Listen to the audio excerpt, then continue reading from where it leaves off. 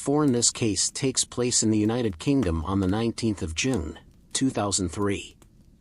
Andrew Lam was known as a successful English businessman living a life of wealth and luxury in Malta, but in reality he was keeping a dark secret. His name was not Andrew Lam, it was Christopher Guestmore Jr., and he was involved in one of the most brutal and cruel cases in British legal history. Christopher grew up privileged and wealthy. As a teenager, Christopher left school to join the family business, but it was no ordinary business. As part of his duties, Christopher would learn about the world of surveillance and gathering intelligence, and like his father before him, he too became a success in the industry, displaying an aptitude for undercover work and investigation. Christopher showcased his talents when he infiltrated organized crime gangs in Wolverhampton and a far-right movement in Nottingham, collaborating with media outlets like Channel 4 and BBC. His future seemed promising, and he was well on the way to building a successful career in the television business.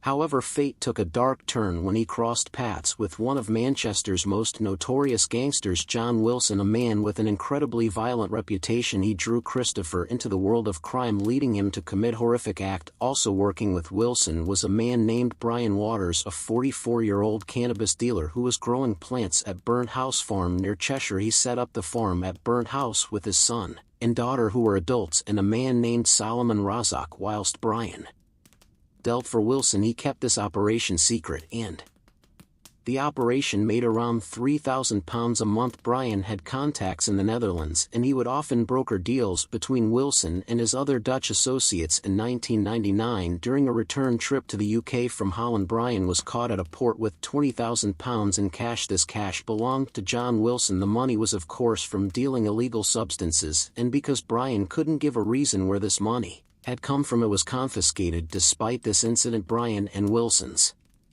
association continued, and by late 2002 Brian was involved in dealing other substances on behalf of the mobster. But during the Christmas season Brian was robbed. This resulted in him owing thousands of more pounds to Wilson, plunging him further into debt. Wilson was furious. He demanded Christopher's skills and surveillance to be used on Brian and his family. He was tasked with trailing Brian's son Gavin from their home, and followed him all the way to Burnt House Farm, where they were secretly growing the plants. Christopher waited for Gavin to leave and then entered the farm. Coming across the secret operation, Christopher relayed this information back to Wilson, who was absolutely outraged. He believed that Brian was going behind his back and selling without his consent. Sir Wilson gave the orders for his gang to ransack Brian's farm, steal his plans and equipment. This gang included Christopher, a man named James Raven, otherwise known as the Milkman. Due to him being able to deliver when hired to deal with other criminals, he was also somewhat of an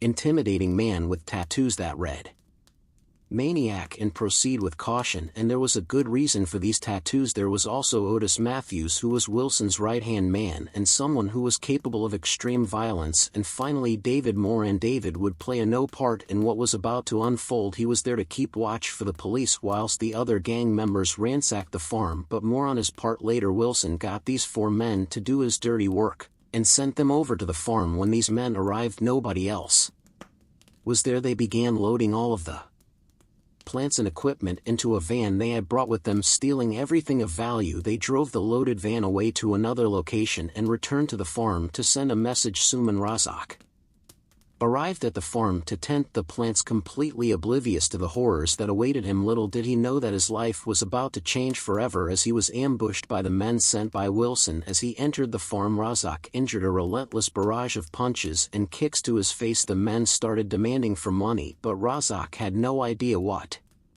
they were talking about. The men then tied him up with rope and suspended him upside down and plunged him headfirst into a barrel filled with dirty water. They continued to press Razak for the information about the money, but Razak replied saying that he had no idea what they were talking about. So the men then electrocuted him and poured acid on his body. The brutality only escalated from there. A pillowcase was thrown over his ex-ex head and set on fire. The fire burned his shoulders and neck. Before it was extinguished, he was then tortured. with an industrial staple gun causing unimaginable pain and torment. Multiple staples were into his head and back. This horrific torture lasted for well over an hour, but he was still alive. And then Brian, totally unaware of what was happening, arrived at the farm. Brian was immediately attacked. He suffered the same fate as Razak. He was beaten, tied up, and lowered headfirst into dirty water. Razak watched in horror as Brian was subjected to the same torment, but they took it a step further. One of the men retrieved an iron bar. They inserted this bar into Brian's illness. The bar was pushed into him with such force that it ruptured his insides. Now, as I mentioned earlier, Brian's children were part of the operations on the farm, and Brian had come to meet them at the farm, so they too turned up. Their names are Natalie and Gavin. Natalie was just about to turn 21 and Gavin was 25. As they approached the farm, the three men apprehended them and brought them to where their father was held. Gavin was horrifically beaten as they demanded Brian to hand over the money. Gavin was then tied up and the noose was placed around his neck. The rope was thrown over a beam and tightened, which resulted in him being choked. Natalie was also tied up and placed next to her father. The gang put a gun in Natalie's mouth and demanded the money from Brian, but he didn't have it. Natalie would later say, "They turned his chair around to see me and told him to look at your daughter. Do you really want her to go through this?" Then one of them sliced off her top with a knife and demanded the $20,000 to be handed over. A bin bag was then set on fire over Brian. The hot plastic dripped onto his exposed skin. The industrial stapler was then fired into his back and skull. Gavin and Natalie could do nothing but watch as their father was mercilessly beaten for hours. After a total of 3 hours, Brian finally succumbed to his injuries and he passed away. Natalie would later say that she could hear her father breathing heavily, but then his breathing stopped. She knew that her father was dead. The gun, not yet satisfied with their cruelty, then stole Brian's car and made their way over to his home where his wife was. They theorized that the missing money could be there, so they abducted Brian's wife Julie and she was driven to the farm. As I mentioned earlier, the fourth man, David Moran, was keeping lookout. Whilst he was doing this, Wilson told David to call the police and a report that he had seen an attack at the farm. As the men had got to the farm with Julie, the police arrived on the scene. Responding to the call made by David, the men ran, but Jim's Raven was caught by the police as Otis and Christopher were able to get away. As the police descended upon the farm, they were met with disturbing scenes of extreme violence and horror. They found Brian dead, but thankfully Natalie, Gavin, and Rosette were all still alive, although they were of course extremely traumatized, and in horrific pain. An autopsy was conducted on Brian's body. They found that he had over 100 separate injuries in what was one of the worst torture cases Britain has ever seen. His insides were ruptured by the iron bar. He had broken ribs, bleeding on the brain, fractures to his face, a collapsed lung, and the list just goes on. At the crime scene, the kill is left behind a trail of damning clues that seemed almost too absurd to be true. Peru, due to the police arriving unexpectedly, the criminals had failed to clean up after themselves, leaving behind a treasure trove of incriminating items scattered all around the crime scene. Wrappings of food and bottles of drink were found all around. It seemed that the attackers had indulged in a bizarre feast whilst committing these horrific acts. The police also stumbled upon something incredibly strange, a plastic bag filled with human feces. As the bag of feces underwent examination, it revealed a critical link to one of the perpetrators, Christopher Guestmore Jr. The presence of his DNA was found in the bag, but that was not all. As the investigators continued their search, they discovered more damning evidence. Samples taken from a bottle of Sprite and Marlboro Light ends matched Christopher's identity, as did a glove found near the main gate of the farm. The police then found that Christopher had connections with Wilson. Using mobile phone data as evidence, they managed to find who else was responsible for this shocking crime. Otis and Wilson were arrested along with David Moran, the man who called the police. He told the police that he would be a witness in the trial in exchange for a lesser sentence, and he turned on the rest of the gang. The police then went to arrest Christopher only to find that he had escaped the country. They found CCTV footage of him in Liverpool John London Airport on his way to Malaga, where he embarked on his life as a fugitive. Christopher's father and mother helped him in the escape. They would later receive 9 months for helping him evade justice. Christopher vanished into the shadows, spending the next several years evading justice. His movements during this period from 2003 to 2007 remains shrouded in mystery, as he cleverly covered his tracks and evaded capture John Wilson, James Raven and Otis Matthews were all convicted. These convictions were the result of trials held between 2004 and 2007. All three pleaded not guilty, but there was overwhelming evidence linking all of them to the crime: DNA evidence, witness testimony and phone records. All three was sentenced to life in prison. Wilson and Raven were given a minimum term of 24 years and Otis a minimum term of 22 years. David Moran was sentenced to 21 months for his part in the killing.